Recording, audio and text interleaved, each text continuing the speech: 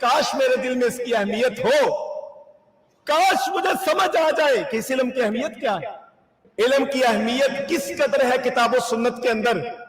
کہ نبی صلی اللہ علیہ وسلم نے لوگوں کو علم سیکھنے کی ترغیب دی، لوگوں کو علم سیکھنے کی ترغیب دی کہ لوگوں علم سیکھو،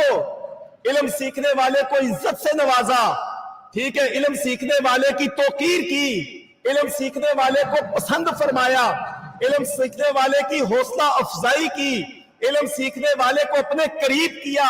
علم سیکھنے والے کو دنیا کے اندر مقامات دیے، علم سیکھنے والے کی تعریف کی، اور پھر نبی صلی اللہ علیہ وسلم نے کیا فرمایا؟ مَن یُرِدِ اللَّهُ بِهِ خَیْرًا یُفَقِّهُ فِی الدِّین۔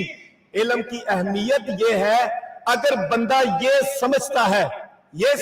ہے یا یہ چاہتا ہے کہ وہ دیکھے کہ اللہ کی عنایات میں سے مجھے کیا حصہ دیا گیا ہے،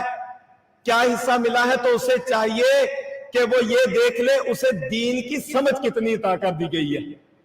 یہ مطلب ہے مَن یُرِدِ اللَّهُ بِهِ خَیْرًا یُفَقِّهُ فِی الدِّین۔